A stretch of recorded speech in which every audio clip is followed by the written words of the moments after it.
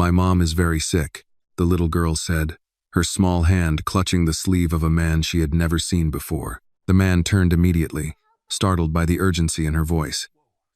He looked down at the little girl.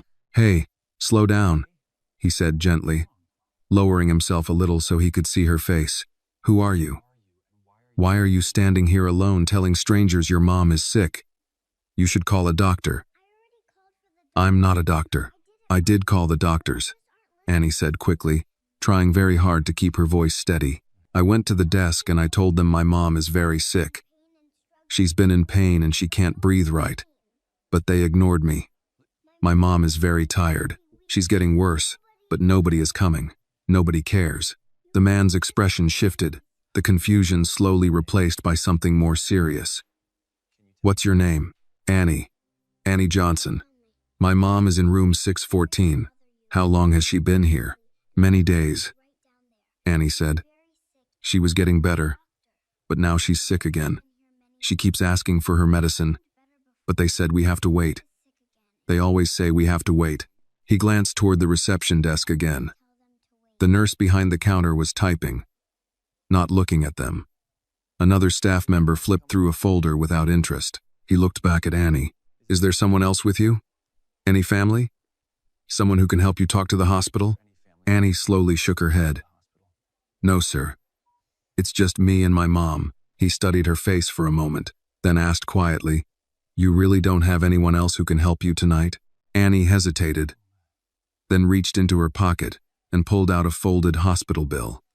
The paper was worn and creased, like she had been holding it all day. "They said we have to pay before they can continue the treatment," she said. "My mom told me not to worry, but I know she's worried. So I brought the money today. I brought all of it. But I was in a hurry because my mom was in pain, and I think I dropped it in the lobby. When I went back, it was gone." She looked down at the bill, then back at him. "Sir," she said softly, "my mom is very, very tired. I tried to call the doctor, but they said we have to wait. If we keep waiting, my mom will get worse. Please, can you help my mom? I'm not asking for money for me. I just need someone to help my mom." The man exhaled slowly and looked toward the long hallway that led to the patient rooms. Then he looked back at Annie. "What's your mother's name?" he asked. "Sarah Johnson," Annie said immediately. "Sarah Johnson. She's in room 614. They said she's in the financial review list. I don't know what that means.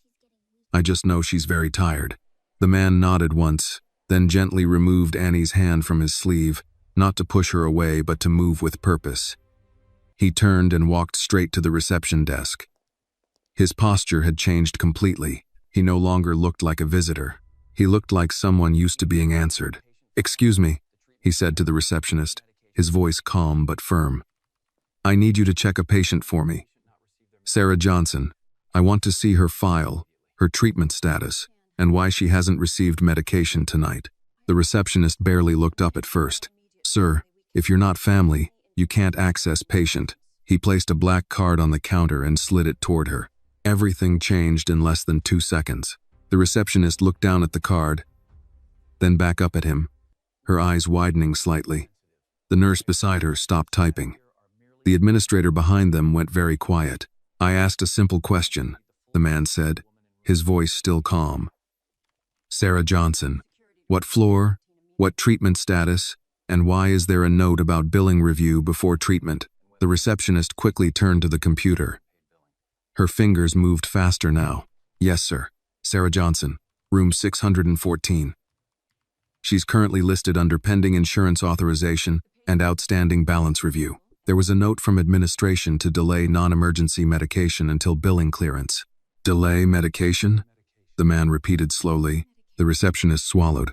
"That's what the file says, sir." Behind him, Annie stood very still, holding the wrinkled hospital bill with both hands, watching the adults talk in words she didn't fully understand but somehow already knew were the reason her mother was alone in that room without medicine. The man picked up his card again and put it back into his coat pocket. "Call the attending physician," he said, "and the floor nurse. Tell them William Carter is here, and I'm going to room 614 right now. If that patient does not receive treatment immediately, This hospital is going to have a much bigger problem than an unpaid bill. The receptionist's face went pale. Yes, Mr. Carter, right away. Annie looked up at him when she heard the name, but it didn't mean anything to her. To her, he was still just the man who stopped walking when she said her mom was very sick. He turned back to her and his voice softened again. Take me to your mom, Annie. She nodded and started walking beside him down the long hallway, her small steps quick, trying to keep up with his longer stride. Behind them, phones started ringing. Nurses began moving faster. A doctor's name was called over the intercom. For the first time that night, the hospital was no longer ignoring room 614. William Carter did not slow down as he walked beside Annie toward room 614. When they reached the room, 2 nurses were already inside. One was checking the monitor, another was preparing an IV line that should have already been running. A doctor stood at the foot of the bed, reviewing Sarah Johnson's chart with the focused expression of someone who had suddenly realized this patient now mattered. The change was immediate, and it was obvious why. Annie went straight to the bed. Mom, she said softly, taking her mother's hand. They came. They're here now. Sarah Johnson opened her eyes slowly. The pain was still there, but the sharp edge of panic had softened now that people were finally moving around her bed instead of past it. A nurse adjusted the pillow behind her. We're restarting your medication and fluids, she said gently. The doctor wants new tests tonight. Sarah looked confused. I thought my treatment was on hold. The nurse hesitated for a fraction of a second. We're taking care of it now. William stood near the door, silent, watching everything. The IV bag was hung. Medication was brought in. The monitor was adjusted. The room, which had been forgotten an hour ago, was now suddenly efficient and attentive. After a few minutes, the doctor finished writing notes and turned to William. Mr. Carter, may I speak with you outside? William nodded and stepped into the hallway, closing the door quietly behind him. The doctor exhaled once, like a man who had been holding his breath. Her medication should not have been delayed. The problem is administrative. When a file is flagged by billing, certain treatments require authorization codes. Without those codes, the system marks the treatment as pending. Pending, William repeated. That's the word the computer uses. What word do you use when a patient lies in pain for 2 days without medication? If this story touched your heart, please like this video and share your thoughts in the comments. Tell us where you are watching from because every story connects people from different places. And if you believe kindness still matters in this world, please subscribe to the channel so you do not miss the next story. The doctor did not answer immediately. This hospital treats thousands of patients, he said carefully. But not all of them are treated the same. That's the truth. How long has her medication been delayed? The doctor looked down at the chart in his hand. 2 days. William looked through the small window in the door. Inside, Annie was standing beside the bed, holding her mother's hand and talking quietly to her. 2 days, he thought. 2 days is a very long time when you are in pain. I want a report, William said. How many patients in this hospital are currently under billing review with delayed treatment? The doctor looked surprised. That information is handled by administration. I know exactly who handles it, William replied calmly. Get it anyway. The doctor studied his face for a moment, then nodded. Yes, sir. When William went back into the room, Sarah was more awake now. The color had not fully returned to her face, but she was breathing easier with the oxygen line in place. She looked at him with tired, careful eyes. The nurse said you spoke to administration, she said. I don't want any trouble. I just need a little more time. I was going to pay the bill. My daughter brought the money today, but she lost it. It's not the hospital's fault. It's mine. William pulled a chair closer and sat down beside the bed. Right now, he said. You don't need to worry about the bill. Sarah gave a small, sad smile. Everyone says that until the bill is due. I'm not everyone, he said.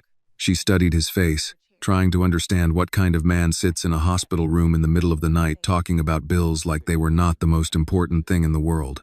I've always paid what I owe, she said quietly. I work. I don't ask for charity. I just got sick before I had enough saved. William nodded once. Getting sick should not be a financial decision. She let out a tired breath. In this country, it is. For a moment, neither of them spoke. Then Annie walked over and stood in front of William again, very serious. "Sir," she said, "I'm sorry I grabbed your coat. You don't have to apologize," he said. "I didn't know what else to do," she continued. "They listen to adults. They don't listen to me." William looked at her for a long moment, but no one had ever said to him, "You listened," like it was something rare. "I'm glad you stopped me," he said. Annie nodded, as if that confirmed something she had been hoping was true. "Will my mom have to leave the hospital?" she asked. William glanced at Sarah, then back at Annie. "No," he said. "Your mom is staying right here until she gets better." Annie seemed to release a breath she had been holding for days. She didn't smile widely or jump or cry. She just nodded once and said, "Okay," like someone who had just received very serious news and accepted it. Sarah watched the two of them, and something in her expression changed, not relief exactly, but the cautious hope of someone who had learned not to trust good news too quickly. "Why are you helping us?" she asked again quietly. William thought about the question. He could have given many answers about charity, about foundations, about policy, about healthcare access. But none of those answers would have been the truth, so he told her the truth. "Because you were alone," he said, "and you shouldn't have been."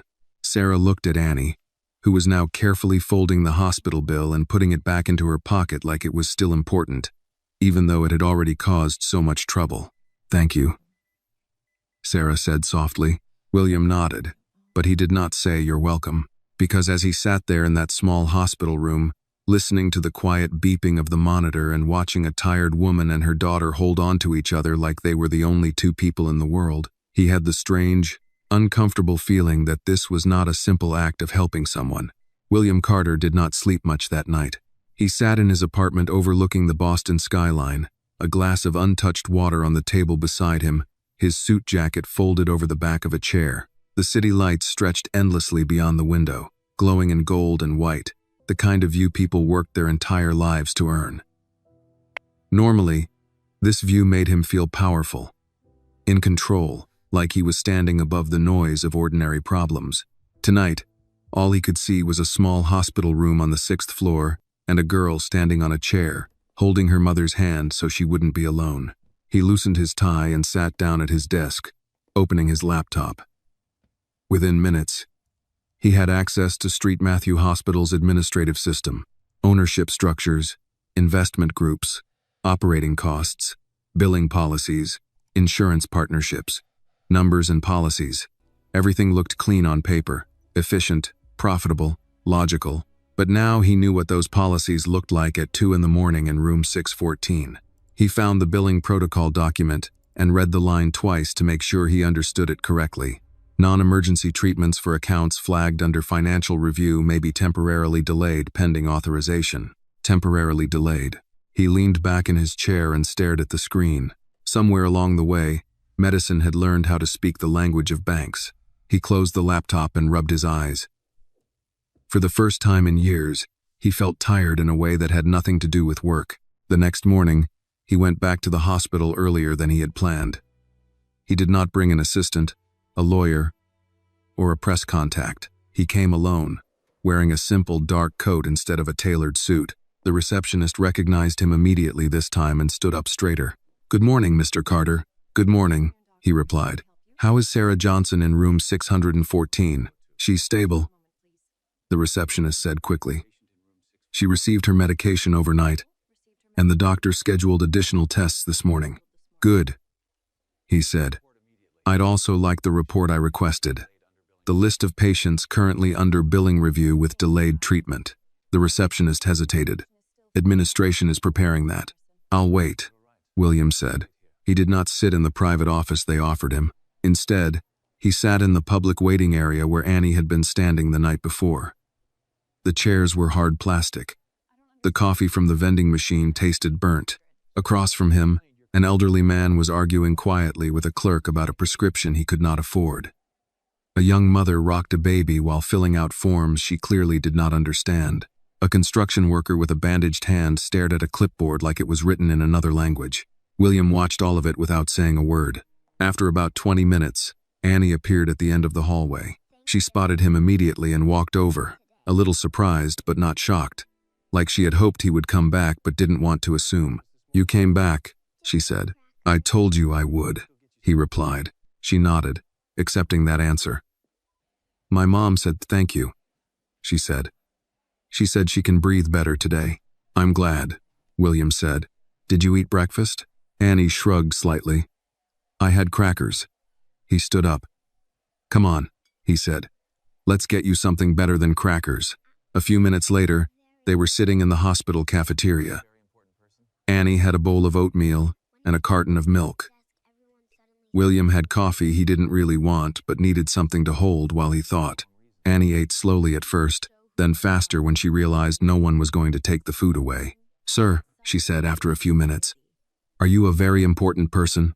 William almost smiled. "Why would you ask that?" "Because when you talked to the desk, everyone started moving very fast," she said. "That doesn't usually happen." He looked at his coffee. "Sometimes people move fast for the wrong reasons," he said. Annie thought about that while she ate another spoonful of oatmeal. "My mom says people show who they are when someone is in trouble," she said. "Some people help. Some people look busy." William nodded slowly. "Your mom sounds like a smart woman." "She is," Annie said immediately. With quiet certainty, a woman in a gray suit approached their table. "Mr. Carter," she said. "I'm Linda Parker, legal counsel for Street Matthew Hospital. The board asked me to speak with you." William gestured to the empty chair. "Sit down, Miss Parker." She sat, placing a folder on the table. "We understand you're concerned about a patient, Sarah Johnson, and about certain billing procedures. We want to assure you the hospital follows all legal and regulatory guidelines." "I'm sure you do," William said. "Legally," she studied him carefully. "Hospitals have to make difficult financial decisions every day. If we provided unlimited care without financial structure, the hospital wouldn't survive." William leaned back slightly. "And if patients don't survive the financial structure?" She did not answer that directly. "We are willing to review Miss Johnson's case as a special consideration." William looked at her for a long moment. "I'm not asking you to review a special case," he said. "I'm asking how many cases like hers exist." She slid the folder toward him. "This is the report you requested." William opened it. The list was longer than he expected. Names, ages, conditions, status, pending financial review. Delayed, delayed, delayed. He closed the folder slowly. Across the table, Annie was finishing her milk, swinging her feet slightly under the chair, not understanding that the folder in front of William contained a quiet map of how many people were currently waiting for permission to be treated. "Miss Parker," William said calmly, "how long has this policy been in place?" "Several years," she replied.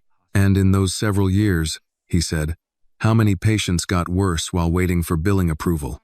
"That would be difficult to quantify," she said carefully. William nodded once.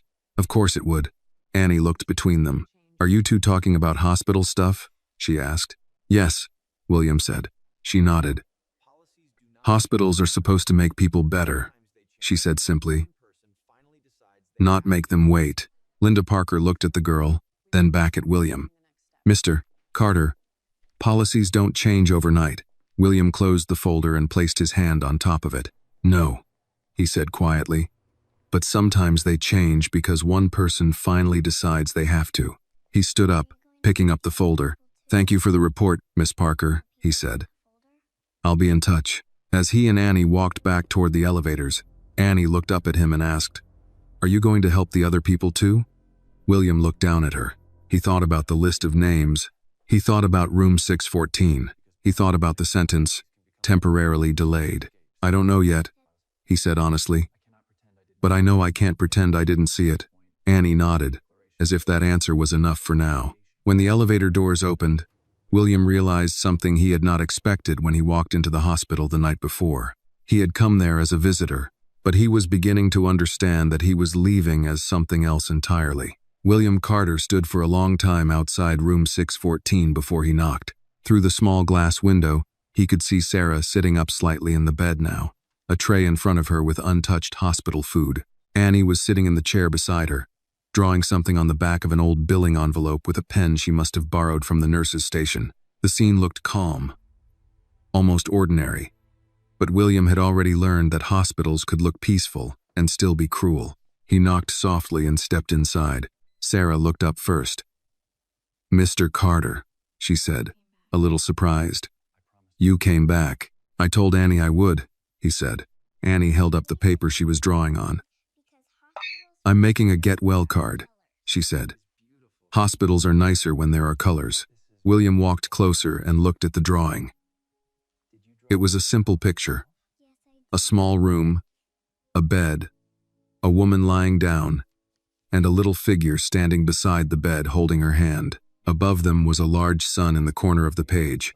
"That's a very good sun," he said. "It's for when we leave," Annie replied. "Hospitals don't have enough sun." Sarah watched the two of them, her expression thoughtful.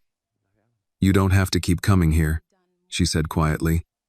"You've already done more than enough." William pulled the chair closer again and sat down. "I read the hospital's billing policy last night," he said. Sarah gave a small, tired smile. "That sounds like a very boring way to spend an evening." "It wasn't boring," he said. "It was very clear." She looked at him carefully. "Clear about what?" "Clear about why you didn't get your medication for 2 days," he said. Sarah looked down at her hands. "They told me my file was under financial review. They said it happens sometimes. They said I just needed to be patient." "Were you?" he asked. She let out a quiet breath that was almost a laugh. "When you don't have money, patience becomes part of your personality." Annie looked up from her drawing. "What's financial review?" she asked. Sarah hesitated, then said gently, "It means the hospital is checking papers." Annie frowned. "Papers shouldn't be more important than people." Neither adult answered her, because there was nothing to correct in what she had said. William leaned forward slightly. "Miss Johnson, what do you do for work?" "I'm a nurse aide," she said. "I work at a long-term care facility. I help patients eat, bathe, take their medication, get to the bathroom. I work the night shift mostly." He nodded. "So you take care of people who can't take care of themselves?" "Yes," she said simply. "And when you got sick," he said, "who took care of you?" She didn't answer right away. Annie looked between them, sensing the question was important. Finally, Sarah said quietly, "My daughter did." William looked at Annie. She had gone back to drawing, but she was listening to every word. "Do you know how much the hospital bill is now?" he asked Sarah. She nodded once. "I stopped looking at the exact number. It doesn't get smaller when you look at it. And if you can't pay it, they'll discharge me," she said. "Even if I'm not ready, they'll say I can recover at home. But I live on the 3rd floor. No elevator. And I still get dizzy when I stand too long." William leaned back in the chair and looked at the ceiling for a moment. He had funded entire hospital wings that cost more than most people would earn in a lifetime. He had signed checks large enough to build research labs. He had attended charity galas where people applauded donations that had more to do with tax strategies than compassion. But none of those rooms had Annie's drawing taped to the wall with a piece of medical tape. "Ms. Johnson," he said finally, "I want to ask you something, and I want you to answer honestly." She looked at him. "All right. If you had received your medication on time 2 days ago," he said, "would your condition have gotten worse like this?" She held his gaze for a long moment. "No," she said quietly. "It wouldn't have." The room went very still. Annie stopped drawing. William nodded once, slowly, like he had just confirmed something he already knew but didn't want to believe. "Thank you for being honest," he said. Sarah gave a small shrug. "Honesty is cheap. Hospital bills are not." Annie slid off the chair and walked over to William. She held out the drawing to him. "You can have it," she said. "So you don't forget us." He took the paper carefully. "I don't think I could forget you, even without this," he said. She nodded, satisfied with that answer, and climbed back into her chair. A few minutes later, there was a knock on the door. Linda Parker stepped into the room, holding another folder. "Mr. Carter," she said, "the board would like to schedule a meeting with you this afternoon regarding your concerns." William stood up slowly. "I'm sure they would." She glanced at Sarah and Annie, then back at him. "These matters are complicated. Healthcare is a business as well as a service. William looked at her. People always say that, he replied. But they never say which part comes first. She didn't answer. After she left, Sarah looked at him with concern. You shouldn't get into trouble because of us, she said. People like me don't change systems like this. We just try to survive them. William folded Annie's drawing carefully and put it into the inside pocket of his coat. Maybe that's the problem, he said. Maybe the system only changes when someone who helped build it decides to stop protecting it. Sarah looked at him, really looked at him this time, like she was beginning to understand that this man sitting in the chair beside her hospital bed was not just a kind stranger who had done a good deed. You're not just a donor, are you? She asked quietly. William did not answer directly. Instead, he said, this afternoon I'm going to have a meeting with the people who run this hospital. And I'm going to ask them one question. What question? Annie asked. He looked at her. I'm going to ask them, he said. How many people have to get sicker before a bill becomes more important than a human life? Annie thought about that, then said, that's a good question. You should ask it loud so everyone can hear. William almost smiled. I plan to, he said. When he left room 614 again, he did not walk slowly through the hallway this time. He walked like a man who had finally decided which side he was on, even if he had not yet said it out loud. And in his coat pocket, folded carefully, was a drawing of a small hospital room with a bright sun in the corner waiting for the day someone in that room could walk outside and see the real one. The boardroom at St. Matthew Hospital was made of glass, steel, and silence. William Carter had sat in hundreds of rooms like this, rooms designed to make difficult decisions sound reasonable. The long, polished table reflected the overhead lights like a mirror. On the walls hung framed photographs of donors shaking hands, ribbon cuttings, smiling administrators beside new medical equipment. Success stories, progress, generosity with plaques attached. But William had brought something into the room that did not belong in framed photographs. He had brought a list of names. Linda Parker sat across from him, composed as ever, a legal pad in front of her. Beside her sat two hospital executives and a representative from the financial board. At the far end of the table sat a man in his late 50s with silver hair and a perfectly measured voice, Chairman Robert Parker, the man who oversaw the hospital's financial operations. William, Parker said, folding his hands on the table, we appreciate your concern. Truly, your foundation has supported this hospital for years, but you have to understand, hospitals are complex systems. We cannot operate on emotion. William placed the folder on the table and opened it slowly. I'm not here because of emotion, William said. I'm here because of policy. He slid the list across the table.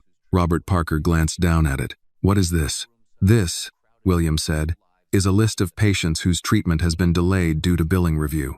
Linda Parker spoke carefully. Those are temporary administrative holds, not denials of care. William looked at her. One of those names is Sarah Johnson, room 614. Her medication was delayed for 2 days. Her condition worsened because of that delay. Is that also an administrative hold? No one answered immediately. Robert Parker leaned back slightly. The policy exists to keep the hospital financially stable. Without financial stability, no one gets treated. William nodded once. That's the argument everyone uses. But I have a question. He looked around the table, making eye contact with each of them before he spoke again. How sick does a patient have to become before the bill stops being more important than the treatment? Silence filled the room. One of the executives cleared his throat. It's not about choosing money over patients. It's about managing limited resources. William tapped the list lightly with his finger. These are not numbers. These are people waiting in hospital beds while computers decide if they're worth treating. Linda Parker's tone remained calm, but there was tension under it now. What exactly are you proposing? William, I'm proposing that no patient in this hospital has medication delayed because of billing status, he said. Not one, not ever again. Robert Parker shook his head slowly. That would cost millions. William held his gaze. Then we find the millions. And where exactly do you think that money comes from? Parker asked. William didn't hesitate. From the same place the profits come from. The room went very quiet. One of the executives leaned forward. You're talking about restructuring the entire billing priority system. Insurance companies, pharmaceutical contracts, administrative costs. This is not something you change because of one patient. William's voice stayed calm. I'm not here because of one patient. I'm here because I finally saw what the policy actually does to people. Robert Parker studied him carefully. You helped design the financial structure for half the hospitals in this network, William. You know exactly how the system works. Yes, William said. I do. That's why I know it can be changed. Linda Parker closed her folder. Even if we wanted to change it, it would take time. Reviews, committees, budget adjustments. William nodded. People in room 614 don't have time for committees. Robert Parker leaned forward now, his voice firmer. You're letting one emotional situation cloud your judgment. If we remove financial controls, this hospital will be overwhelmed. We will have people who never pay, who use emergency services as primary care, who are sick, William interrupted quietly. You're describing sick people. Robert Parker stopped talking. William looked down at the list again, then back up. I visited the waiting room this morning, he said. Do you know what I saw? I saw a man choosing between rent and heart medication. I saw a mother trying to understand a billing form like it was written in a foreign language. I saw people who were not trying to cheat the system. They were trying to survive it. No one spoke. After a long moment, William reached into his coat pocket and pulled out Annie's drawing. He unfolded it and placed it on the table in the middle of the polished surface, right on top of the financial reports and policy documents. The drawing looked small and out of place there, a hospital bed, a small figure holding a woman's hand, and a large, bright sun in the corner. What is that? One of the executives asked. That, William said, is room 614. They all looked at the drawing. That sun, William continued, is there because she said hospitals don't have enough sun. She drew that while her mother was lying in a bed without medication because her file was under financial review. Linda Parker looked at the drawing for a long time. Something in her expression changed, but she said nothing. Robert Parker finally spoke. What do you want, William? William answered without hesitation. I want a new policy, he said. Effective immediately. No essential medication or necessary treatment gets delayed because of billing status. Ever. We create a financial assistance bridge fund if we have to. We restructure non-critical spending. We reduce executive bonuses. I don't care how we do it. But we stop making sick people wait for permission to be treated. One of the executives looked shocked. Reduce executive bonuses? William met his eyes. If the hospital can afford a new marble lobby, it can afford antibiotics. The room fell silent again. Robert Parker looked at him for a long moment, then said quietly, You're serious? William nodded. Yes, I am. And if the board refuses? Parker asked. William looked at each of them, then at the drawing on the table. Then I go public, he said calmly. And I explain exactly how many patients in this hospital had their treatment delayed because they couldn't pay fast enough. No one moved, because they all understood what that meant. This was no longer a discussion about policy. This was a line being drawn. And for the first time since he had walked into Street Matthew Hospital, William Carter realized something very clearly. He was no longer just visiting the problem. He was about to become the problem. When William Carter walked out of the glass boardroom, he did not feel victorious. He felt marked. People in positions like his understood something very clearly. You could disagree in private. You could argue in meetings. You could even lose a vote and still remain part of the system.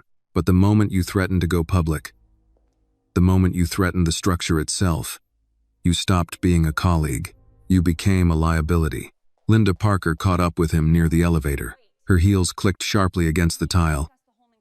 But when she spoke, her voice was lower than before. You shouldn't have said that in there, she said. William pressed the elevator button. Which part? The part where you said you'd go public. The elevator doors opened. They stepped inside.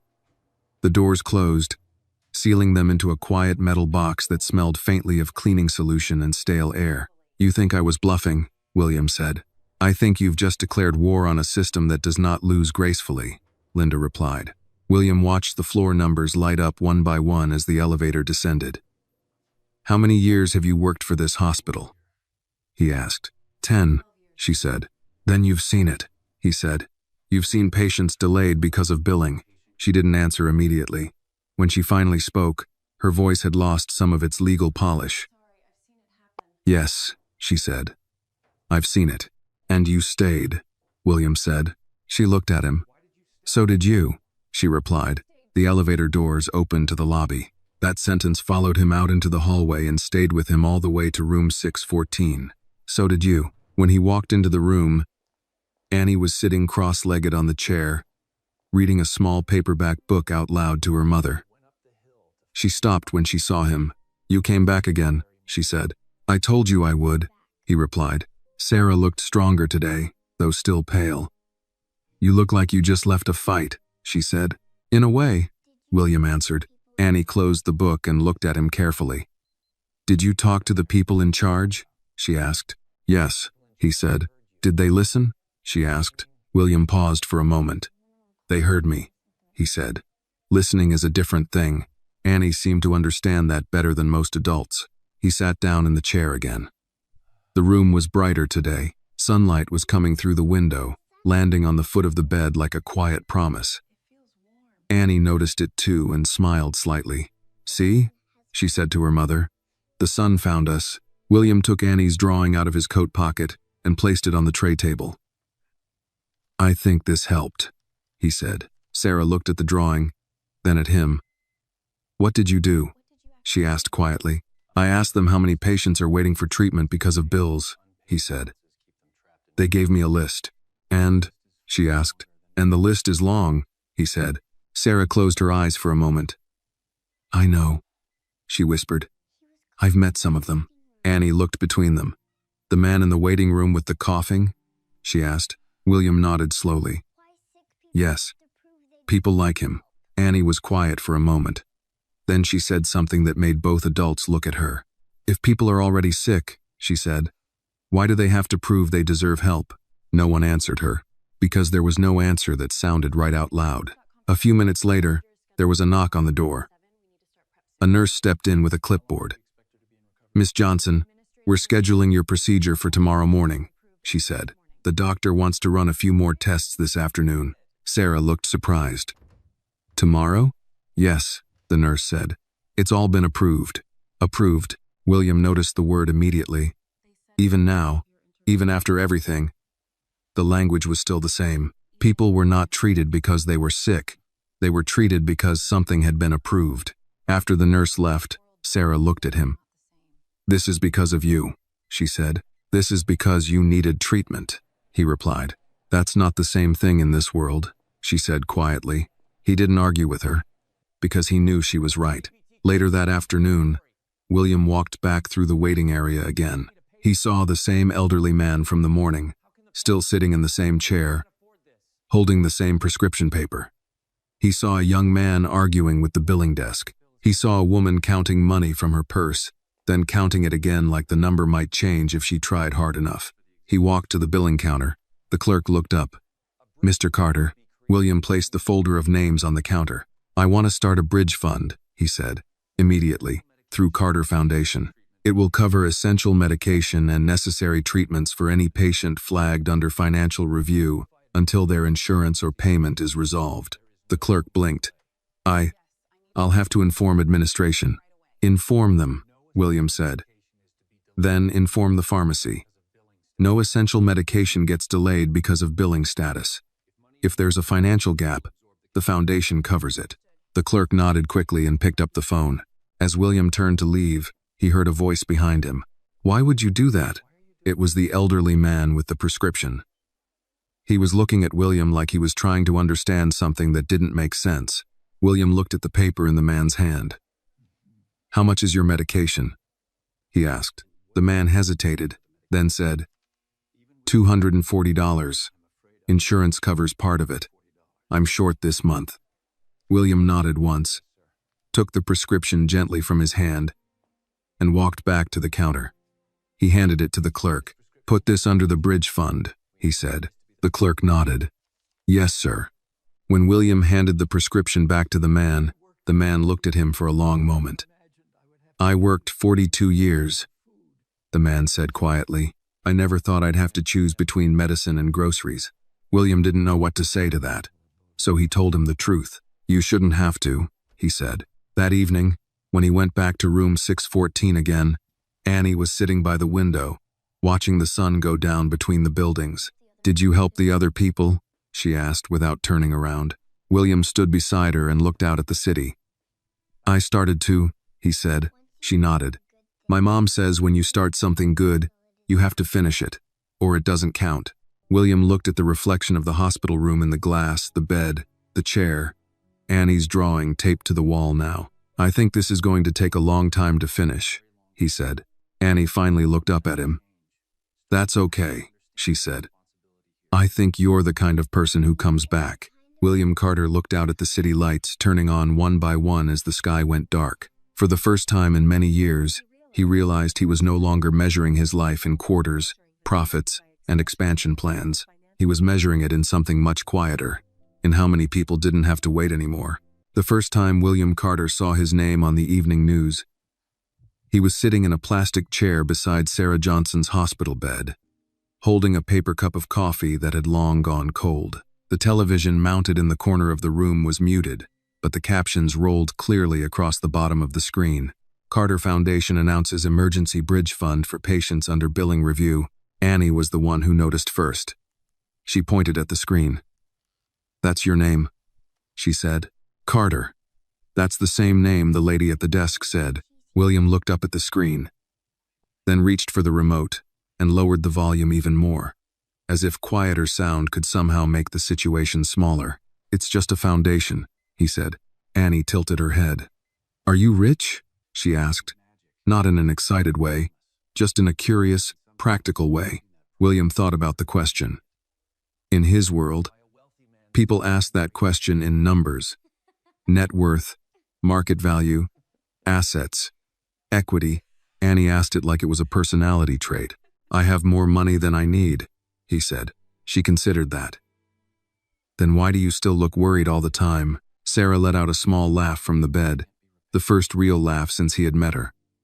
That's a very good question, she said. William almost smiled. Because money doesn't fix the things that matter most, he said. Annie nodded like that made sense to her. Then she pointed at the TV again. Are the people on the news mad at you? William looked at the screen again. The headline had changed. Hospital policy under review after Carter intervention. Yes, he said. Some of them are. Did you do something wrong? Annie asked. He thought about the boardroom, the list of names, the policy documents, the way Robert Parker had looked at him when he mentioned going public. I don't think so, William said. But I did something expensive. Sarah watched him carefully. People don't like expensive kindness, she said quietly. It makes cheap cruelty look bad. William looked at her. That was a sentence he would remember for the rest of his life. There was a knock on the door, and Dr. Reed stepped in. He was in his early 60s, with tired eyes and the posture of a man who had spent his entire life leaning over hospital beds.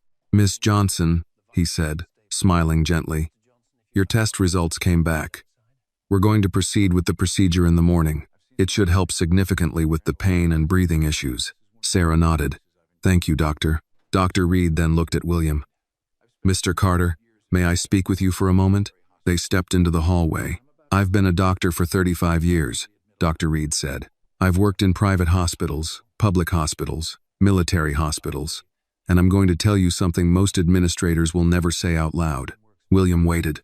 The system works very well, Doctor, Reed said, for people who can afford for it to work very well. William nodded slowly. And, for everyone else? Dr. Reed looked back toward room 614. For everyone else, it works eventually, if they're lucky. William leaned against the wall, folding his arms. How many patients have you seen get worse while waiting for billing approval? Dr. Reed didn't hesitate. Too many. And why did you stay? William asked. The older doctor smiled sadly. Because sometimes we still save people, and sometimes that has to be enough. William looked down the hallway. Nurses walked past. A patient was being wheeled toward radiology. Phones rang. Machines beeped.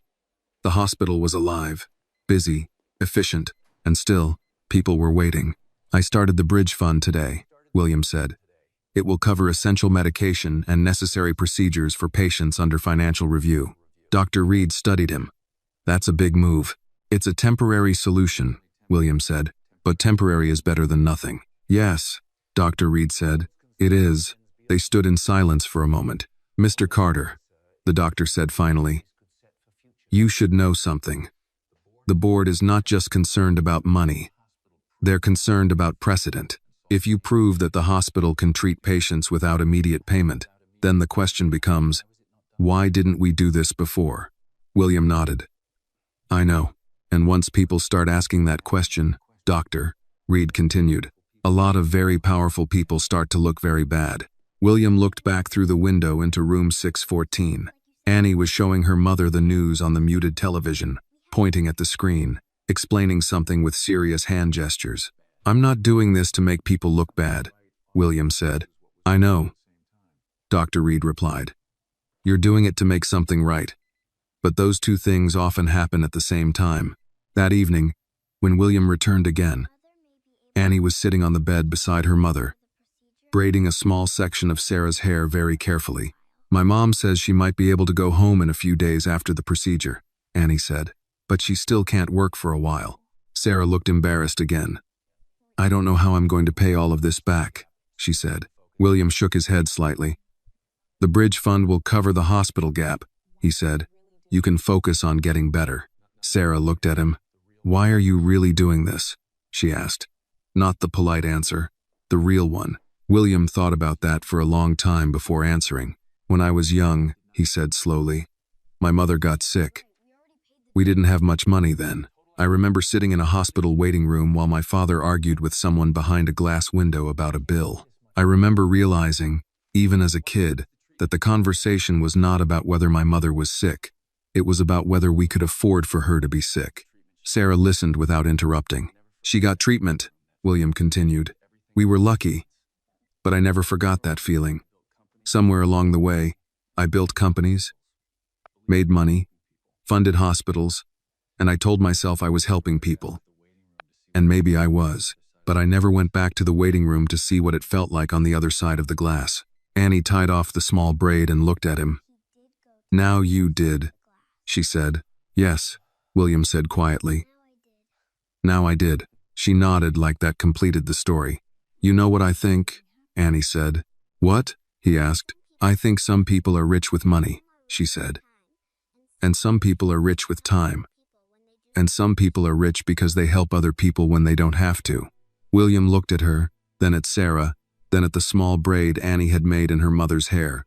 For the first time since all of this had started, he felt something that was not anger, not guilt, not determination. It was something quieter. It felt a little like purpose. And he knew, standing there in that small hospital room, that whatever happened next with the board, with the press, with the system, he was not going to walk away from room 614. Because some doors, once opened, do not let you go back to the person you were before. The morning of Sarah Johnson's procedure arrived quietly, the way important days often do without music. Without warning, just pale sunlight slipping through the hospital blinds and the low hum of machines that never slept. William Carter was already in the hallway when the nurse came to take Sarah to surgery. Annie stood beside the bed, holding her mother's hand with both of hers, speaking in a calm voice that sounded older than it should. I'll be right here when you wake up, Annie said. And Mr. Carter will be here too, so you don't have to worry. Sarah looked at William. You don't have to stay all day, she said. You have a company to run. Important things to do. William shook his head slightly. This is an important thing. Sarah held his gaze for a moment, then nodded, accepting that answer the same way she had accepted pain, bills, and long nights without drama. Just quiet endurance. When the nurses began to wheel the bed out, Annie walked alongside until they reached the double doors marked surgery. She stopped there, because that was as far as she was allowed to go. It's going to be okay, Annie said. Sarah reached out and touched her daughter's cheek. You're very brave, she whispered. Then the doors closed, and Annie was left standing in the hallway, staring at the place where the bed had disappeared. Hospitals had many sounds, footsteps, carts, distant voices, but the quiet outside a surgery room was a different kind of quiet. It was the kind that made people sit very still and think about things they usually tried not to think about. William sat down in one of the chairs along the wall. Annie sat beside him, her feet not quite touching the floor. They sat like that for a long time. After a while, Annie asked, "Do you think hospitals know how scary they are?" William looked at her. "I think they forget," he said. She nodded. "When you're in the bed, it's scary. When you're in the chair, it's scary too. But the people who work here walk around like it's just a normal day. That's because for them, it is a normal day," William said. Annie thought about that. "I don't think I want a job where people forget other people are scared," she said. William looked down the hallway toward the surgery doors. "Neither do I," he said quietly. A television in the corner of the waiting area was playing the news again. This time the volume was on. Carter Medical Group founder William Carter has drawn criticism from several board members after announcing a new financial bridge program that could cost the hospital network millions annually. Some insiders say Carter is acting emotionally rather than financially responsibly. Annie looked at the TV, then at William. "They're talking about you again." William didn't look at the screen. "Yes," he said. "They sound mad," she said. "They are," he replied. "Are you in trouble?" she asked. William thought about the boardroom, the legal teams, the shareholders, the calls he had ignored that morning. "Probably," he said. Annie was quiet for a moment. Then she said, "My mom says if you do the right thing, you still might get in trouble. But you should do the right thing anyway." William looked at her. "Your mom says a lot of smart things. She reads a lot," Annie said. "And she listens when old people talk.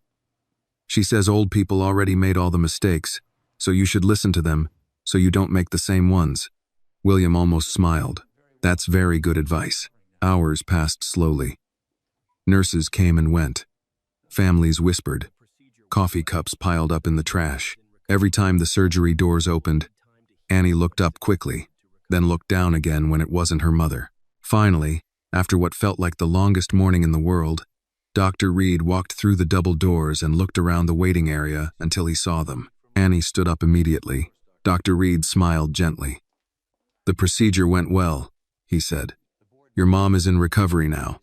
She's going to need time to heal, but we expect her to recover." Annie didn't jump or shout. She just closed her eyes for a second and let out a breath she had been holding for days. "Thank you," she said. Dr. Reed nodded, then looked at William. "Can I speak with you for a moment?" They stepped a few feet away. "The board had another meeting this morning," Dr. Reed said quietly. "They're not happy. The bridge fund, the media attention, the policy discussion. This is getting bigger." "I know," William said. "They're saying you're overstepping," the doctor continued. "They're saying you're making the hospital look like it doesn't care about patients." William looked down the hallway toward the recovery rooms. "If the truth makes the hospital look bad," he said, "then the problem isn't the truth." Dr. Reed studied him for a moment. "You know they can remove you from the board," he said. "They can freeze your influence in the network. They can make this very difficult for you." William nodded. "I know. Then why are you doing it?" Dr. Reed asked. William was quiet for a long moment before answering.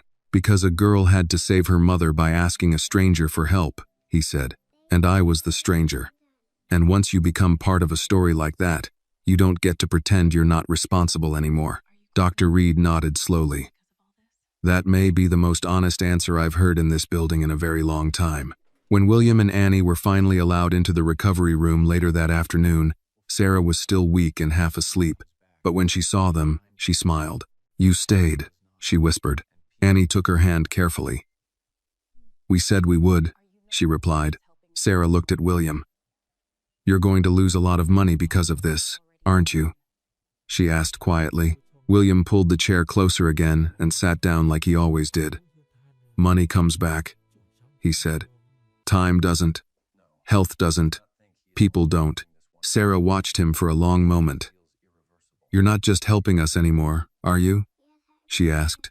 William didn't answer right away. In the reflection of the recovery room window, he could see Annie standing beside the bed. Small but steady, like she had been standing there her whole life. "No," he said finally. "I don't think I am." Annie looked at him. Are you going to help the other people on the list? She asked. William thought about the names in the folder. The waiting room, the boardroom, the news, the cost, the consequences. Then he looked back at Annie. Yes, he said. I am. And as he said it, he realized something important. This was the moment where helping one patient turned into fighting a system. And systems, he knew better than anyone, did not give up without a fight. William Carter knew the call was coming before his phone even rang. He was standing by the window in Sarah's recovery room, looking down at the city traffic crawling slowly through the late afternoon light, when his phone began to vibrate in his pocket. He looked at the screen. Robert Parker. William stepped quietly into the hallway before answering. Robert, he said, where are you? Parker's voice was calm, but there was steel under it now. At the hospital, William replied. Of course you are, Parker said. We need to talk. Now. I figured we did, William said. Not on the phone, Parker replied. In person.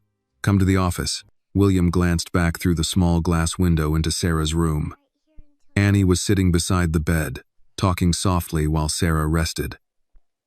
For a moment, he considered not going. For a moment, he considered staying in that small room where the world was simple, a patient, a child, a promise. But the problem he had stepped into did not live in room 614. It lived in offices, contracts, and decisions made by people who never heard the sound of a patient trying to breathe at 2 a.m. I'll be there in an hour, William said. Good, Parker replied, and hung up. When William went back into the room, Annie looked up immediately. You have to go, she said. It wasn't a question. Yes, he said. She nodded.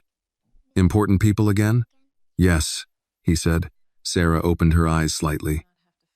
You don't have to fight all my battles, she murmured. William pulled the chair closer one more time.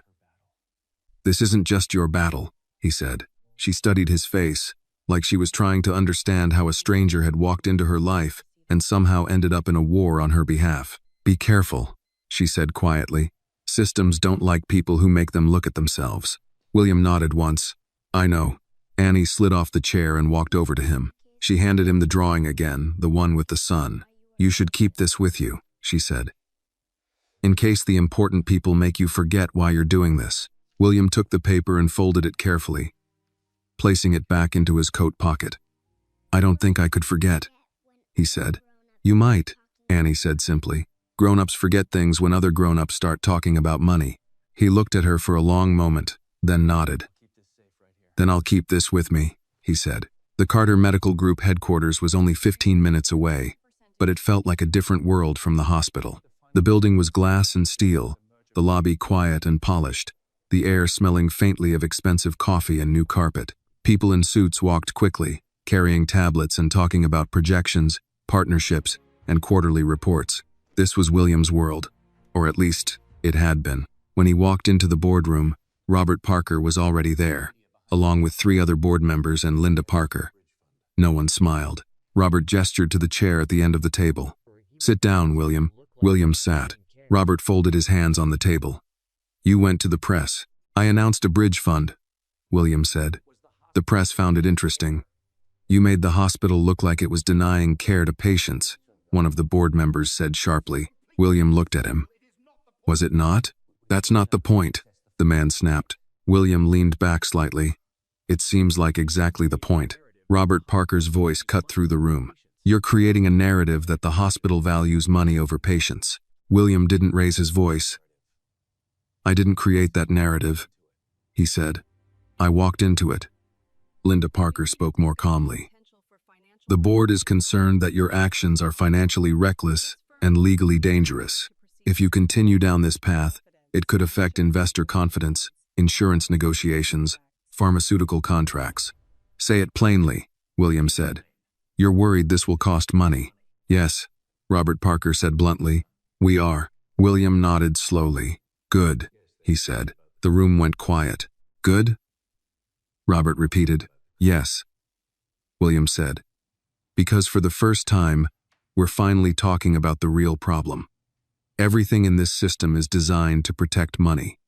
I'm trying to protect people. And those two things are colliding. One of the board members leaned forward. You built this company, William. You built this system, and now you're trying to tear it down because of one emotional story. William reached into his coat pocket and placed Annie's drawing on the table again. This is not an emotional story, he said. This is a bill. This is a delay. This is what our policies look like in real life. Robert Parker stared at the drawing, then back at William. If you continue this bridge fund and push for policy changes, the board will have to take action. What kind of action? William asked. Robert did not hesitate. We will vote to remove you as acting chairman of the hospital network. The words hung in the air. For a long moment, no one spoke. William looked around the table slowly. These were people he had worked with for years, people he had trusted, negotiated with, built things with. How much? William asked quietly. Robert frowned. What? How much money are we talking about? William said. How much does it cost to make sure patients don't have their medication delayed? That's not a simple number, Linda said. Give me a complicated one, William replied. Robert Parker leaned back in his chair. You're willing to lose your position over this? William thought about the waiting room, the list of names, room 614, Annie standing in the hallway outside the surgery doors, a woman apologizing for being sick because it was expensive. Yes, William said. I am. Robert studied him for a long moment, then said quietly, You always were the most stubborn man in the room. William almost smiled. I always thought I was the most practical man in the room. And now? Robert asked. William looked down at the drawing of the bright sun in the corner of the paper. Now, he said, I think I was just a man who never had to sit in the waiting room long enough. The room fell silent again, because everyone in that room understood what he was really saying. This was no longer a business disagreement. This was a man choosing a side, and everyone else in the room was realizing that if William Carter went through with this, the system they had spent years protecting was about to be tested by the one person rich enough to fight it. William Carter did not speak for several seconds after Robert Parker said the words, We will vote to remove you. The boardroom was very quiet now, not the comfortable quiet of professionals reviewing documents, but the kind of quiet that comes when a line has been drawn, and everyone in the room knows there is no way to step back across it without losing something. William looked down at Annie's drawing on the table. The bright sun in the corner looked almost out of place against the polished wood and financial reports. When is the vote? William asked calmly. Robert Parker watched him carefully. End of the week. That soon? William said.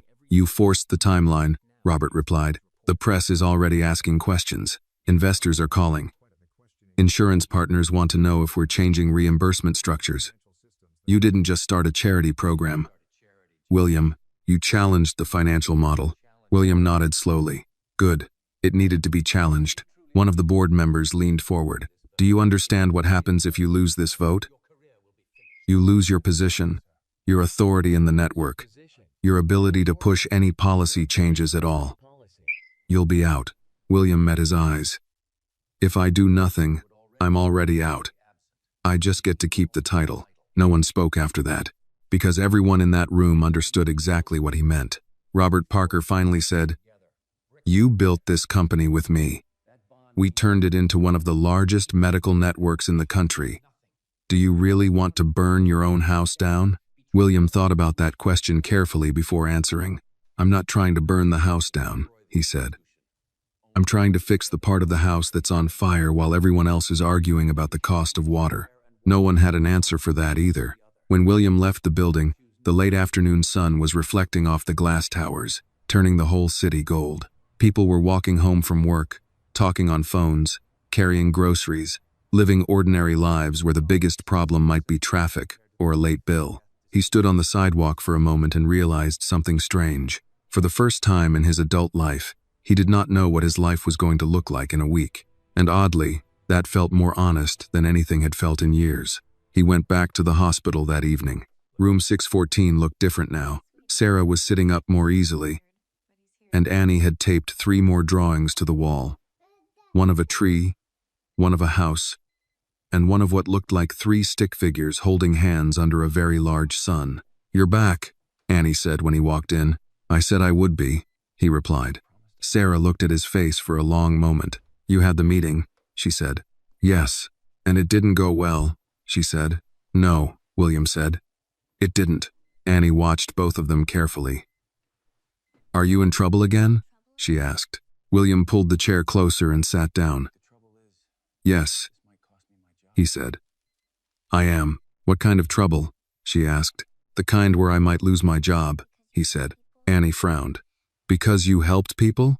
"Yes," he said. She thought about that for a long moment, then said something very quietly. "That doesn't make sense." William nodded. "No," he said. "It doesn't." Sarah looked at him, concern clear in her face now. "You shouldn't lose everything because of us," she said. "That's not a fair trade." William shook his head. "You didn't ask me to do any of this," he said. "You asked for help for your mom. Everything else, that was my choice." Sarah was quiet for a long time. Then she said, "People with power always say they don't have a choice.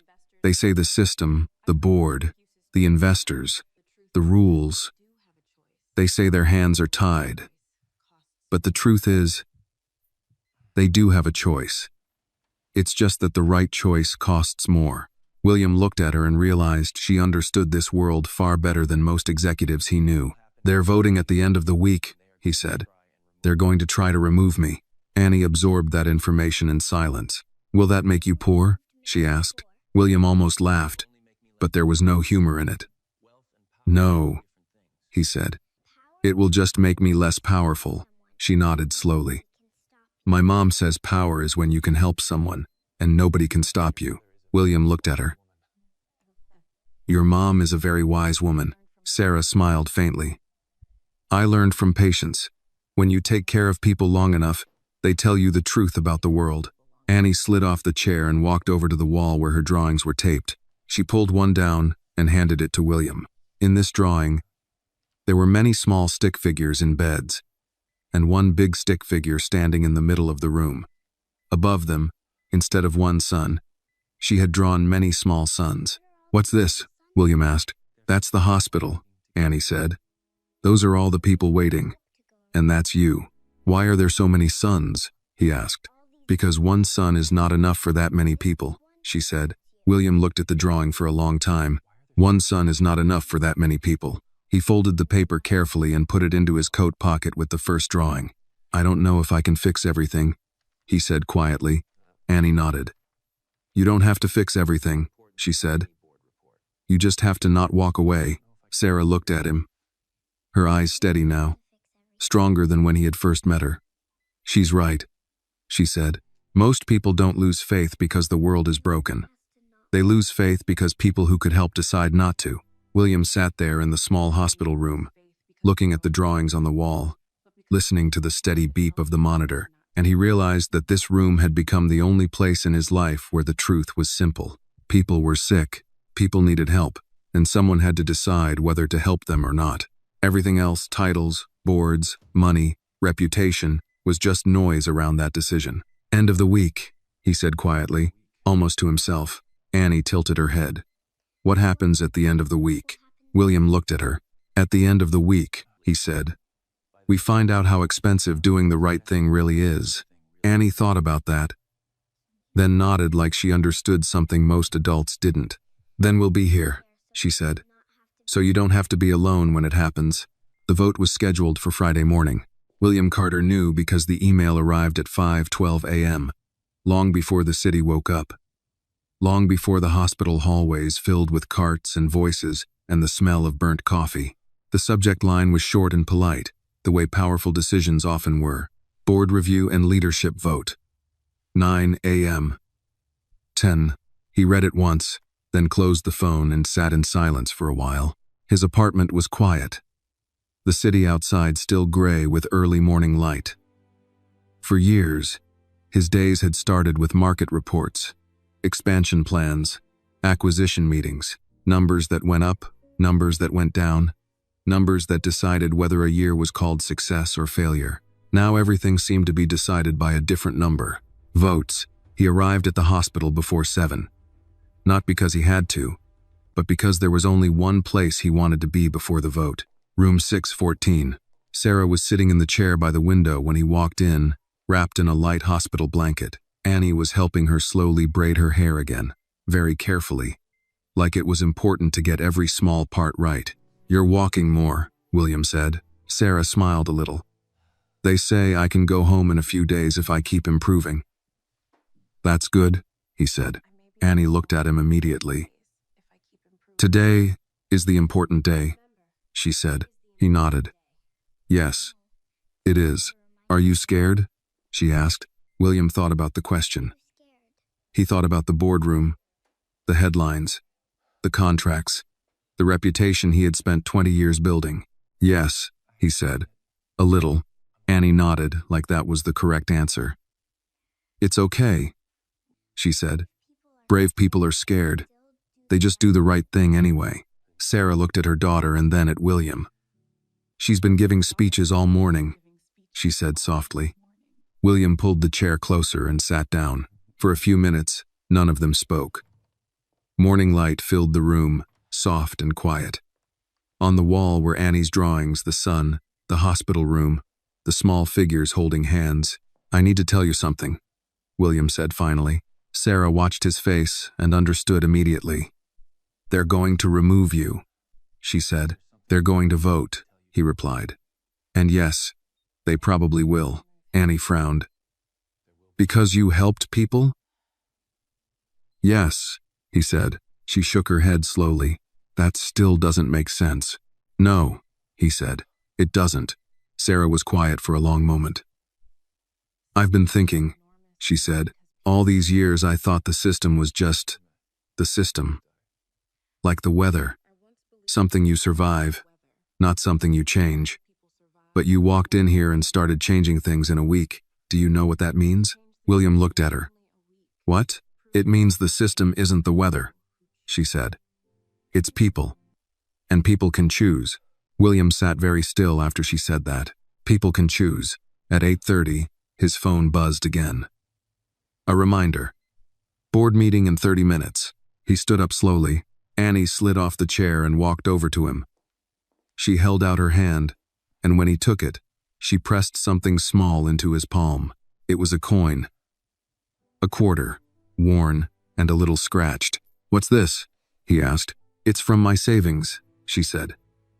"I was saving for something special, but I think you need it today."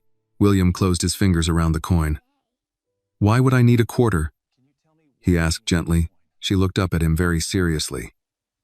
"So you remember," she said. "This is what money looks like when you don't have a lot of it. It's heavy when it's the only one you have." He couldn't speak for a moment, so he just nodded and put the coin in his pocket next to the drawings. "I'll come back after the meeting," he said. "We'll be here," Annie replied. As William walked out of the hospital and into the morning air, he realized something strange. He had signed deals worth billions of dollars. He had negotiated contracts across continents. He had spoken in rooms full of powerful people who waited for him to talk. But he had never walked into a room where the only thing he was bringing with him was a child's drawing and a single coin. The boardroom was already full when he arrived. Robert Parker sat at the head of the table. Linda Parker was beside him. The other board members sat with folders open, pens ready, faces serious. "Let's begin," Robert said. The meeting was efficient, professional, cold. Financial projections were discussed. Risk exposure, media response, investor concerns, legal liability. Words like sustainability, restructuring, fiduciary duty filled the room. Then Robert looked at William. "Before the vote," he said, "you have the floor." William stood up slowly. For a moment, he didn't say anything. He looked around the room at the people he had built this company with. People who believed they were protecting something important. Then he reached into his pocket and placed 3 things on the table. Annie's first drawing, the hospital room with the sun. The second drawing, the many beds and many sons. And the quarter. The board members looked at the items, confused. "This," William said quietly, pointing to the drawings, "is what our policies look like in real life." He then touched the quarter. "And this," he said, "is what money looks like when you don't have enough of it and someone you love is sick." No one spoke. "I built this company," William continued. "I am proud of what we built. We saved lives. We created jobs. We developed treatments.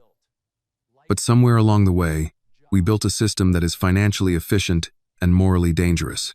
We built a system where a child has to walk into a hospital lobby alone and ask a stranger to save her mother because a billing code delayed her medication. He looked at each of them. "You're going to vote today," he said. "You're going to vote about my position, my authority, my future in this company. That's fine. Titles don't decide whether something is right or wrong. People do." He rested his hand on the drawings. "If you vote to remove me because I tried to make sure patients get treated before bills get paid, then I can live with that," he said. "What I couldn't live with is sitting in this room, knowing what I know now, and doing nothing." The room was completely silent. William Carter stood at the head of the table, no longer speaking like a billionaire, or a chairman, or a founder. He was speaking like a man who had finally decided what kind of person he was going to be for the rest of his life. "Go ahead," he said quietly. "Take the vote." Robert Parker looked around the room before the vote began. "All in favor of removing William Carter as acting chairman of the hospital network, effective immediately," he said, his voice steady and formal. "Raise your hand." For a moment, no one moved. Then one hand went up, then another, then another. William did not look angry. He did not look surprised. He simply watched, his face calm, as the people he had built an empire with slowly raised their hands to remove him from it. Linda Parker was the last to raise her hand. Robert Parker looked at William. "The motion passes," he said quietly. "Effective immediately. You are no longer acting chairman of the hospital network." The words settled into the room like dust. William nodded once. He did not argue. He did not try to negotiate. He did not ask for another vote. "Thank you for making it clear," he said calmly. Robert looked at him for a long moment. "You could have stopped this," he said. "You could have just run your foundation, made donations, put your name on buildings, and everyone would have been happy." William picked up the drawings and the quarter from the table and put them back into his pocket. "Yes," he said. "Everyone except the people in the waiting room." No one responded, because there was nothing to say that didn't sound like an excuse. William walked out of the boardroom without another word. No one followed him this time. When he stepped outside the building, the air felt different. Not lighter, not heavier, just different. For 20 years, he had walked into that building as someone with authority, someone who could approve budgets, cancel projects, move money, move people, change outcomes with a signature. Now he walked out as a man without a title. But strangely, he did not feel smaller. He got into his car but didn't start the engine right away. He sat there for a long time, looking at the steering wheel, thinking about everything he had just lost: position, power, influence, access. Then he reached into his pocket and took out the quarter Annie had given him. He turned it over in his fingers, looking at the worn edges. This is what money looks like when you don't have a lot of it. It's heavy when it's the only one you have. He closed his hand around the coin, then finally started the car and drove back to the hospital. Room 614 was brighter than usual when he walked in. Sarah was standing beside the bed, slowly folding her clothes into a small bag. Annie was helping her, carefully folding a sweater like she had seen her mother do 100 times. "You're standing," William said. Sarah turned and smiled. "They're discharging me tomorrow," she said.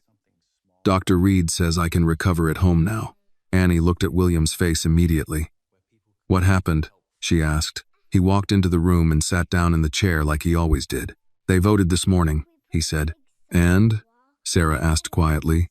"They removed me," William said. The room was very still. Annie didn't fully understand corporate boards or chairmanships or executive authority. But she understood one thing very clearly. "They fired you," she said. William nodded. "Yes, they did." She looked down at the floor for a moment, thinking. Then she looked back up at him. "Are you going to stop helping people now?" she asked. It was such a simple question. No business terms, no legal language. Just the real question underneath everything. William looked at her and answered immediately. "No," he said. "I'm not." She nodded once, like that was the only answer that mattered. Sarah sat down slowly on the bed. "I don't know how to thank you," she said. "And I don't know how to live with the fact that you lost so much because you helped us." William shook his head. "I didn't lose everything," he said. "I just lost a job." "That wasn't just a job," Sarah said gently. That was your life's work. William looked around the room, at the drawings on the wall, at the small bag of clothes, at Annie, standing beside her mother like she always had, at the window where the late afternoon sun was coming through again. I thought it was my life's work, he said quietly.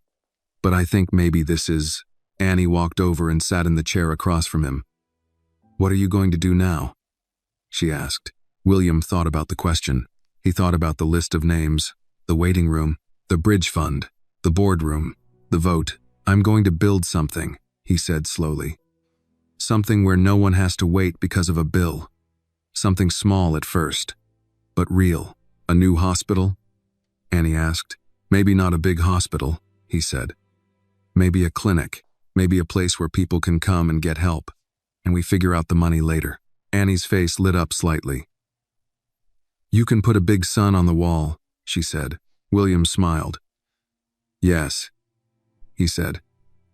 I think we will. Sarah looked at him carefully.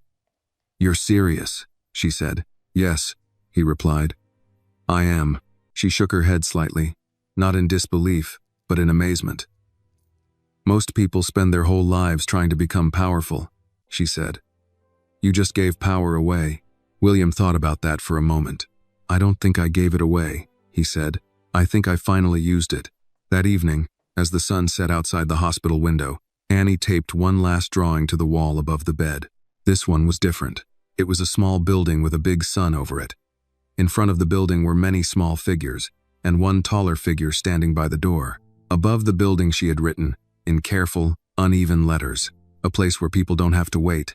William stood there looking at the drawing for a long time. He had lost his title that morning. He had lost his position. He had lost his seat at the head of the table. But standing there in that small hospital room, looking at a child's drawing taped to a wall with medical tape, William Carter realized something most powerful men never understand until it is too late. He had not lost his purpose. He had found it. The next morning, Sarah Johnson left Street, Matthew Hospital with a small bag of clothes, a folder of discharge papers, and a body that still moved slowly, carefully, like someone learning how to trust the ground again. Annie walked beside her, carrying the bag even though it was almost too heavy for her. William walked a few steps behind them, not because he needed to, but because he had learned that sometimes people needed to feel like they were walking on their own. Outside the hospital, the air was cool and bright. Morning traffic moved through the streets. People hurried past with coffee cups and briefcases, living in a world where this was just another Tuesday. Sarah stopped on the sidewalk and looked up at the hospital building. I hope I don't see the inside of that place again for a very long time, she said. That makes two of us, William replied. Annie looked up at the building too, then took a small step closer to William. This place is where I met you, she said. So I think I will remember it forever. William looked down at her. I think I will too, he said. Sarah's apartment was on the third floor of an old brick building in Dorchester. The hallway smelled faintly of cooking oil and old carpet. The stairs were narrow and a little uneven. William carried Sarah's bag up the stairs while Annie walked slowly beside her mother, one hand ready in case Sarah lost her balance. When they reached the apartment, Sarah unlocked the door and pushed it open. The apartment was small but clean. A worn couch, a small kitchen table with 2 chairs, a bookshelf filled with paperback novels and old photo frames, a window that looked out over the street where a bus stop stood on the corner. It's not much, Sarah said, a little embarrassed. It's home, William said. That's more than enough. Annie put the bag down and immediately started moving around the apartment, opening windows, straightening pillows, doing small things that made the place feel alive again. My mom likes the window open in the morning, she said. She says fresh air makes everything feel possible. Sarah sat down carefully on the couch, clearly exhausted from the trip up the stairs but trying not to show it. William noticed the way she held her side when she thought no one was looking. You're not supposed to go back to work for a while, are you? He asked. Sarah shook her head. Doctor says I need a few weeks. Maybe more. And the job? He asked. She gave a small shrug. If I don't go back, they'll find someone else. That's how those places work. There's always someone who needs a job. William nodded slowly. He had spent years studying labor markets and employment trends, but hearing it said like that made it sound very different. He looked around the apartment again. On the wall near the kitchen were Annie's drawings, taped up carefully like they were valuable art. The sun appeared in almost every picture. "I meant what I said yesterday," William said. "About building something. A clinic." Sarah looked at him. "You weren't just talking," she said. "No," he replied. "I wasn't." Annie sat down at the table and looked between them. "The place where people don't have to wait?" she asked. "Yes," William said. "That place." Sarah leaned back against the couch and studied his face. "Do you know how hard that will be?" she asked. "Buildings, staff, equipment, licenses, insurance, funding. You're talking about building a whole system." William nodded. "I know. And you don't even run the hospital network anymore," she said gently. "No," he said. "But I still know how the system works. And I still know people. And I still have enough money to start something small." Sarah was quiet for a long moment. "Why small?" she asked. "Because small means we can focus on people instead of paperwork," William said. "We start with primary care, basic treatment, medication access. Preventive care. We help people before they end up in emergency rooms with bills they can't pay." Annie listened very carefully, like she was memorizing every word. "My mom could work there," she said suddenly. "When she gets better. She's very good at taking care of people." William looked at Sarah. "I was actually hoping she would," he said. Sarah looked surprised. "You don't even know me," she said. "I know enough," William replied. "I know what kind of person apologizes for being sick because it costs money. I know what kind of person raises a daughter who walks into a hospital lobby alone and asks a stranger for help instead of giving up. That tells me more than a resume." Sarah looked down at her hands. No one had ever offered her a job like that before, not because of her credentials, but because of her character. "I wouldn't even know where to begin," she said quietly. William pulled a small notebook out of his coat pocket and placed it on the table.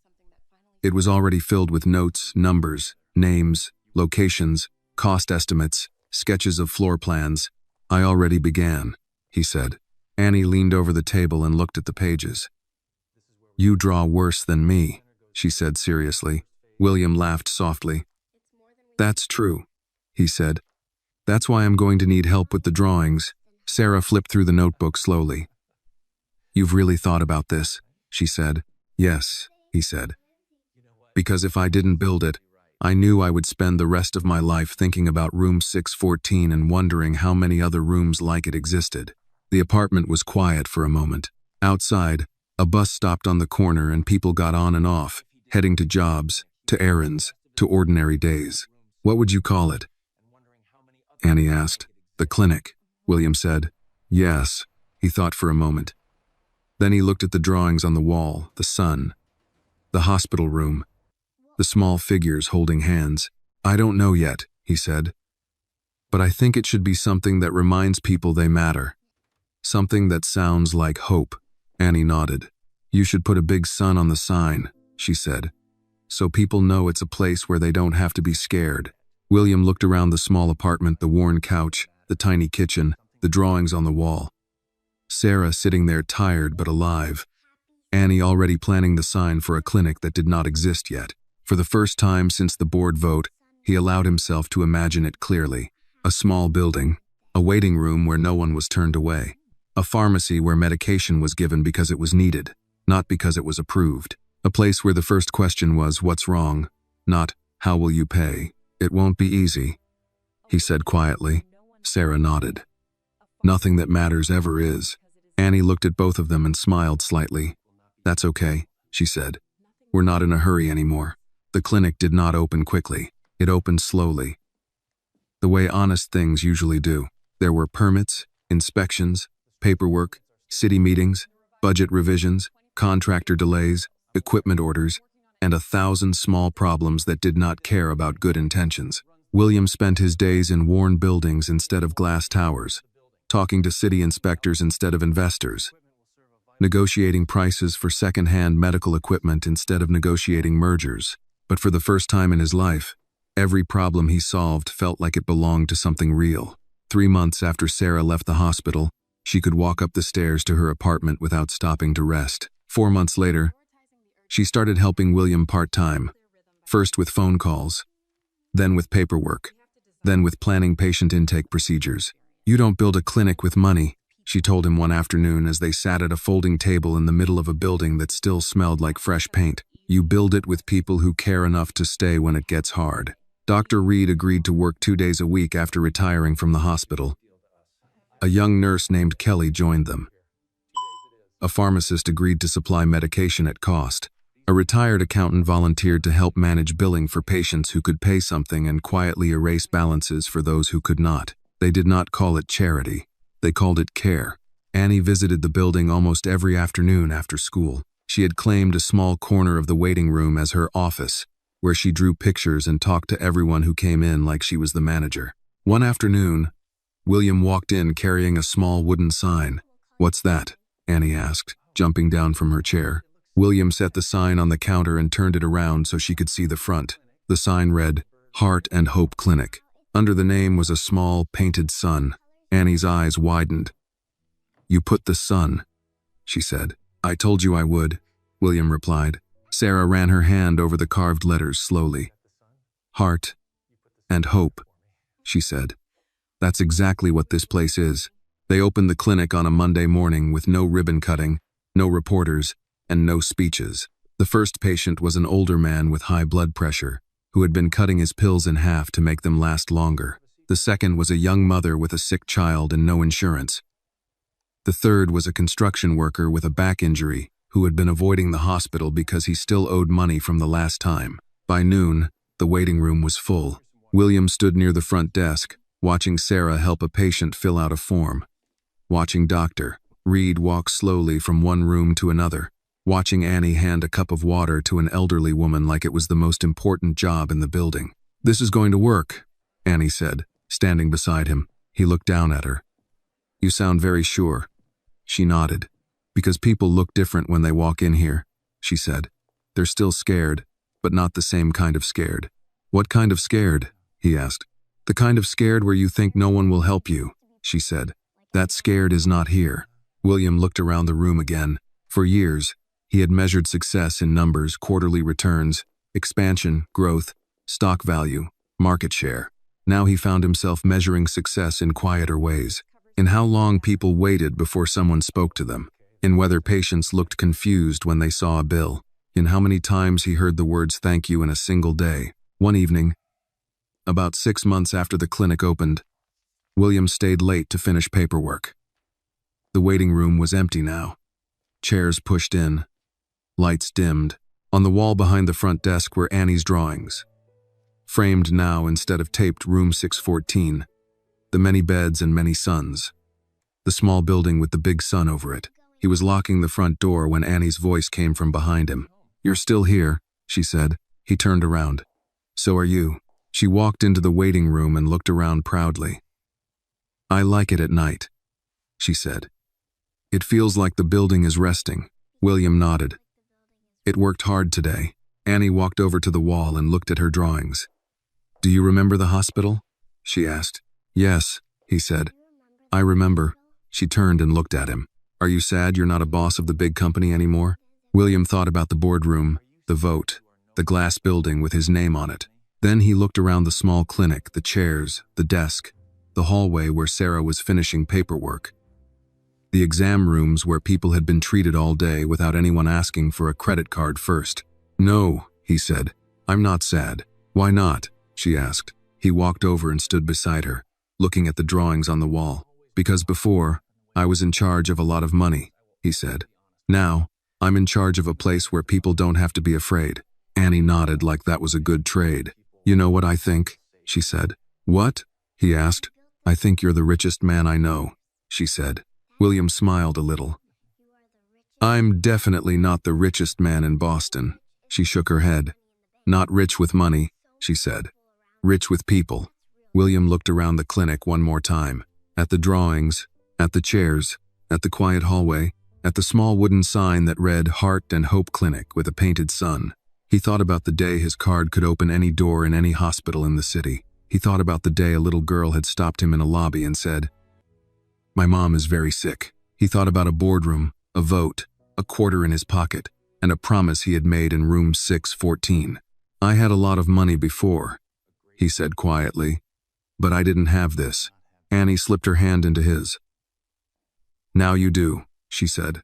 And as William Carter turned off the lights and locked the door of the small clinic, he realized something that most powerful men spend their entire lives trying to learn. He had lost his company. He had lost his title. He had lost his seat at the head of the biggest table in the city. But he had gained something that money, power, and titles had never been able to give him. He had gained a place where, every single day, someone was alive and well because he had decided not to walk away. This story carries a simple but powerful lesson. Sometimes the world does not change because of laws, money, or power, but because one person decides not to walk away. The story reminds us that systems are not made of machines, they are made of people, and people always have a choice. William had money and power for many years, but his life only found true meaning when he chose to use his power to protect those who had none. Annie, a small girl with no money and no status, became the moral compass of the story, proving that courage and kindness do not come from wealth, but from the heart. The message for the audience is clear. Doing the right thing will cost something, sometimes a lot.